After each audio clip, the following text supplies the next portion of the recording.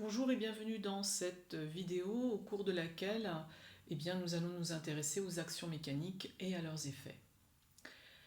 Donc d'abord on commence par action mécanique. On appelle action mécanique une action capable de modifier le mouvement d'un corps. Donc le donneur va être celui qui exerce cette action, le receveur est celui qui va la recevoir. Eh bien, ces actions peuvent être de contact et donc elles ne vont exister que s'il y a contact entre le donneur et le receveur. Donc je vais prendre quelques exemples. On peut parler de l'action mécanique exercée par le pied du footballeur sur le ballon.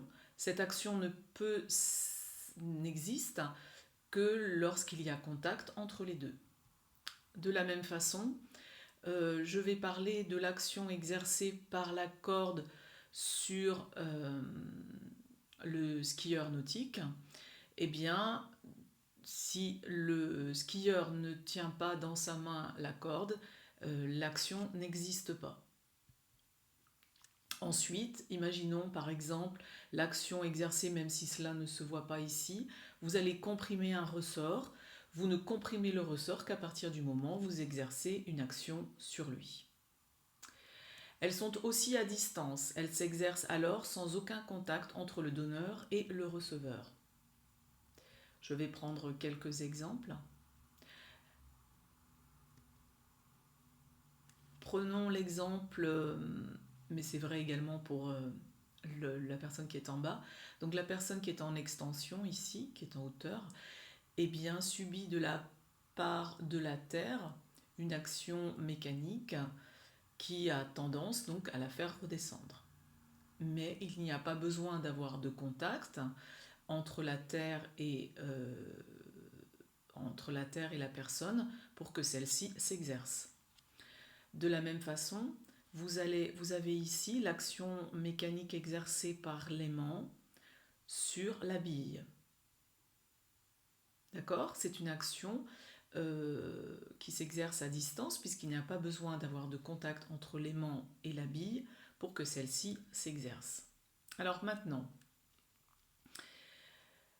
l'action mécanique, c'est une action capable de modifier le mouvement d'un corps. Ces actions maintenant peuvent être soit localisées, c'est-à-dire appliquées en un point précis du receveur. C'est le cas par exemple de l'action mécanique exercée par les mains sur l'haltère. Elles sont appliquées au niveau des mains. Pareil pour l'action mécanique exercée par le pied sur le ballon. Elles sont localisées au point de contact entre le ballon et le pied. Maintenant, elles peuvent être aussi réparties, soit sur l'ensemble du receveur ou sur une partie seulement de celui-ci.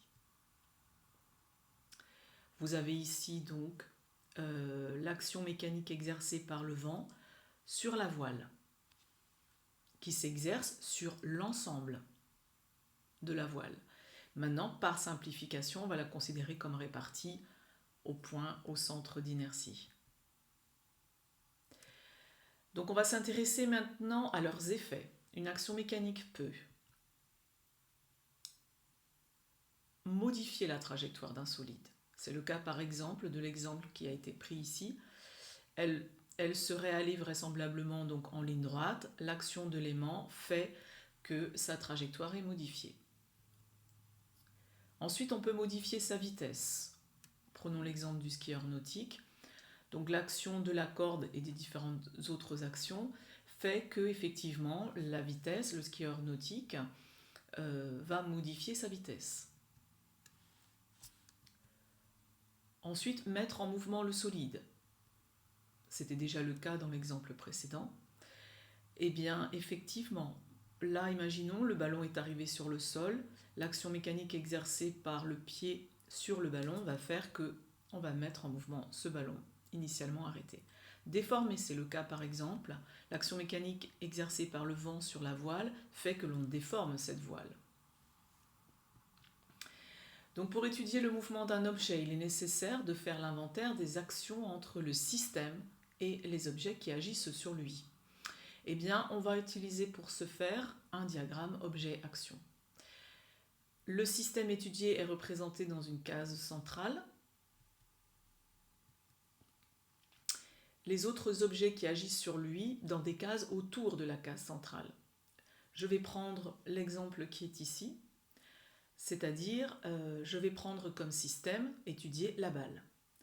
La balle, elle est en interaction avec la raquette qui exerce une force sur elle. Et ensuite, elle est en interaction avec la Terre. C'est une action à distance, alors que celle-ci est une action de contact. Eh bien, vous voyez, c'est ce que j'ai marqué en bas, le sens de la flèche va indiquer qui agit sur qui. Elle va du donneur vers le receveur. Donc le donneur, la raquette, le receveur, la balle. J'ai bien ma flèche qui est orientée vers la balle. De même, la Terre exerce une action mécanique sur la balle et ma flèche est bien orientée de la Terre vers la balle. Ensuite, pour les actions à distance, la flèche est en pointillé. C'est un code, c'est tout. Ensuite, pour modéliser, on va prendre une situation, la situation d'un enfant qui tire sur un objet qui est muni d'une corde. Donc voilà, je vais m'intéresser à l'action mécanique. Donc l'enfant exerce une action, on dit qu'il exerce une force sur le jouet par l'intermédiaire de la corde. Donc, voilà ce que je dois faire. Cette force exercée par la corde sur le camion va avoir les caractéristiques suivantes. Le point d'application, c'est le point d'attache qui est ici, de la corde, donc le point de contact entre la corde et le camion. Si la force est une force à distance, elle est appliquée au centre du solide. La direction, c'est celle de la corde tendue, ici.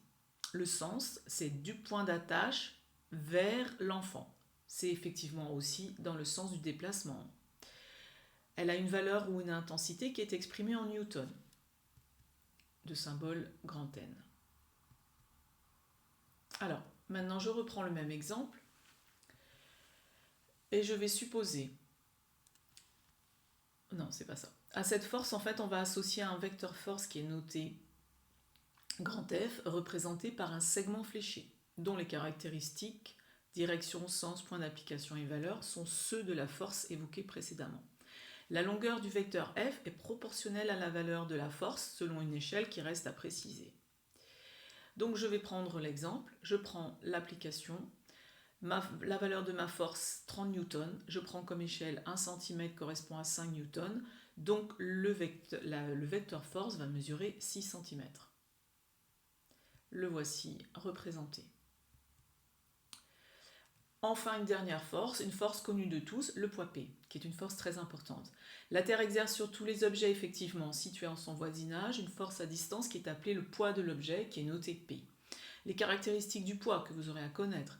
La direction, c'est la verticale du lieu où se trouve l'objet. Le sens, c'est vers le bas, et elle est appliquée au centre d'inertie ou de gravité du système. Sa valeur, P égale m fois g. M, c'est la masse de l'objet en kilogrammes, P en newton et G, intensité de la pesanteur, de valeur 9,8 newton par kilogramme. Vous l'avez représenté ici, appliqué au centre d'inertie du personnage qui est en vert, dirigé, alors sa direction c'est la verticale, son sens c'est vers le bas, l'échelle ici n'étant pas précisée. Donc je vous dis à bientôt pour une nouvelle vidéo.